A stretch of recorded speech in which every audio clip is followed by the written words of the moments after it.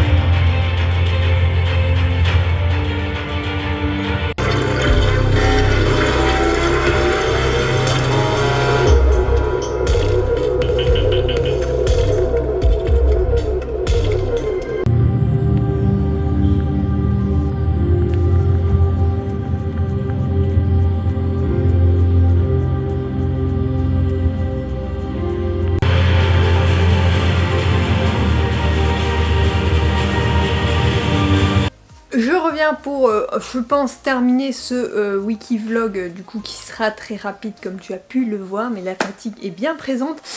Cependant, je vais venir te faire un bilan, donc tout d'abord lecture puis après série, donc avec un roman numérique, un roman audio et une série.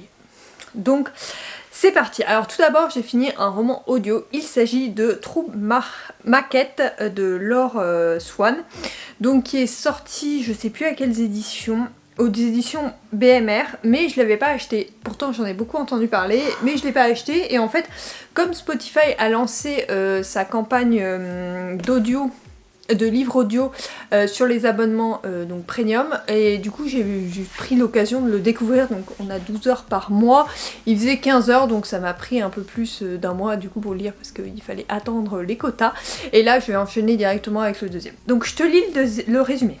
Patienter, c'est le quotidien étouffant de June. Elle n'a plus qu'un an à passer dans son prestigieux lycée privé, un an à affronter le harcèlement constant des autres élèves, un an à survivre dans une maison où elle n'a pas sa place et où la violence sature l'air. Une nuit, lorsqu'elle est seule chez elle, des voleurs s'introduisent, l'un d'eux la repère et lui donne l'ordre de se taire, lui sauvant ainsi la vie. Alors que des mois plus tard, cet épisode semble oublié, un nouvel enseignant fait son apparition dans son lycée. Ce remplaçant n'est autre que le grand violeur l'ayant épargné cette nuit-là. Shane, qui s'est exilé à Londres suite à une série de mauvais choix, se voit désormais confronté à June, témoin d'un passé qu'il avait laissé derrière lui. Pour s'assurer de son silence, il est prêt à toutes sortes d'intimidations, mais June n'a pas l'intention de céder. Car si Sean est déterminée à garder ses secrets, elle se bat aussi pour préserver les siens. hyper intéressante, hyper émouvante, par contre hyper choquant par moment. Alors moi j'aime bien les relations prof-élève, ça me dérange pas, surtout que là on parle de deux personnes qui sont majeures.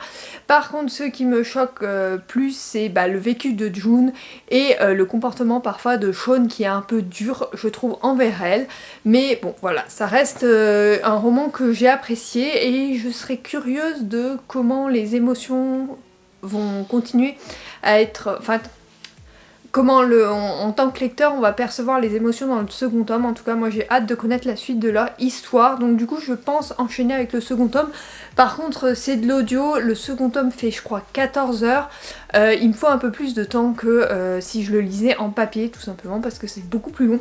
Souvent je l'écoute au boulot ou en rentrant du boulot ou en allant au boulot, enfin bref voilà, au boulot, et du coup voilà, et j'ai pas non plus 15 000 heures au boulot par semaine, et à la maison non j'écoute pas ça parce que voilà je coupe, mais c'est vrai qu'au boulot en présentiel j'écoute ça, donc voilà. À voir combien de temps je mets à le lire, mais en tout cas je reviendrai par ici t'en parler soit au mois de décembre, soit fin novembre, on verra à ce sujet là. Ensuite j'ai fini Time Riders, le tome 1, donc je t'avais expliqué, j'ai commencé il y a 2 semaines je crois. C'est un ami qui m'avait recommandé, donc c'est de la science-fiction jeunesse, adolescente. Voilà, donc je te lis le résumé. Ne jouez pas avec le temps. Liam O'Connor aurait dû mourir en mer en 1912. Maddie Carter aurait dû mourir en avion en 2010. Slam Visgram aurait dû mourir dans un incendie en 2026. Mais une mystérieuse agence les a sauvés pour les recruter. Désormais, ils sont des Time Riders. Leur mission, empêcher que les voyages dans le temps ne changent l'histoire. Donc dans ce premier tome, on a une première mission donc déjà on a ces personnages qui arrivent dans ce monde-là et qui découvrent tout ça. Et on a une première mission que l'on va suivre donc sur un état totalitaire qui a réussi à gagner donc la Seconde Guerre mondiale et du coup qui se propage dans le monde entier. Donc voilà, et ces personnages vont devoir rechanger le cours du temps pour que l'histoire se déroule telle que nous on la connaît.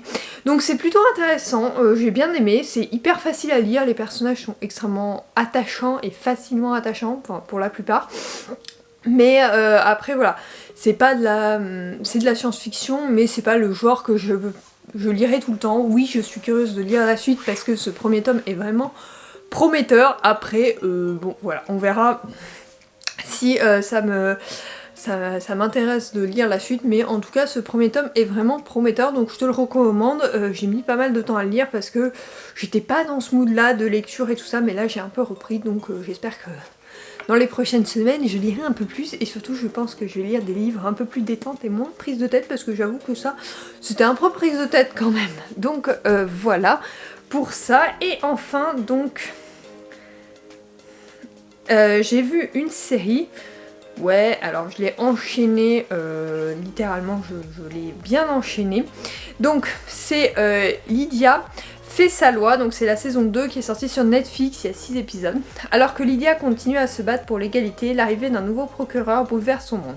De son côté, Enrico envisage de changer de voie. Alors, donc on reprend la même histoire que dans le premier tome, donc une femme qui veut devenir avocate alors que c'est un monde d'hommes et que l'on lui refuse l'accession à ce métier. Voilà, donc elle va continuer à se battre pour... en fait, avec l'aide de son frère, elle va utiliser le statut de son frère pour pouvoir continuer à faire ses activités et à défendre notamment des femmes pour pouvoir qu'elles aient accès aussi à la justice comme les hommes. J'ai trouvé cette saison 2 dans la même continuité que la saison 1, mais du coup, des fois elle m'a un peu agacée Lydia, parce que je dois avouer qu'elle ne se remet jamais en question et elle considère qu'elle a tous les droits alors que pas forcément, donc voilà, ça m'a un peu déplu, mais voilà, ça reste une bonne série, très intéressante et très instructive, donc si tu connais pas, voilà, n'hésite pas. Pour l'instant j'ai pas vu d'autres séries ces derniers temps, faut dire qu'il y en a pas beaucoup qui sortent, et puis avec la Starac il faut faire les quotidiennes et tout ça, et j'ai un peu de mal à tout suivre, donc voilà. Sinon, pour ma prochaine lecture, même si je t'en reparlerai dans le prochain Wikivlog, je te l'admets, mais là, donc il s'agit de True Blood de Lauren Asher, donc je te lis le résumé. Audacieux, arrogant et héritier d'une lignée de champions de Formule 1, Noah Slade voue une rancune à Santiago Alator qui lui a volé qui lui a volé le titre de champion du monde. Rien ne l'avait préparé à ce que son rival rejoigne Bundy, son écurie, 2 ans plus tard. Si la tension est palpable, les deux pilotes tentent de rester professionnels. C'est sans compter la présence de Maya, la petite sœur de Santiago, qui les suivra toute la saison pour réaliser un vlog. Irrésistiblement attirée par la jeune femme, Noah se lance le défi de la faire craquer. Si elle ne semble pas indifférente, Maya s'interdit tout rapprochement. Hors de question de céder à ce séducteur et de prendre le risque de déstabiliser son frère lors du championnat. Sauf que sur les pistes, tout peut déraper rapidement. Bon, à voir, on verra ce que ça donne. J'en ai lu pas mal ces derniers temps de romans sur cet univers-là, qui semble prendre plus en plus de place dans les romances. Donc à voir, il faudrait que ça soit vraiment bien développé. Le dernier que j'avais eu était bien développé, donc je pense que ça pourrait être intéressant. On verra, je t'en parlerai dans le Wikivlog de la semaine prochaine. Sur ce, cette vidéo est maintenant terminée. J'espère qu'elle t'aura plu. Moi j'ai pris du plaisir comme d'habitude à la faire, même si je suis beaucoup moins présente ces derniers temps. Voilà, il y a la fatigue de novembre qui m'achève chaque année.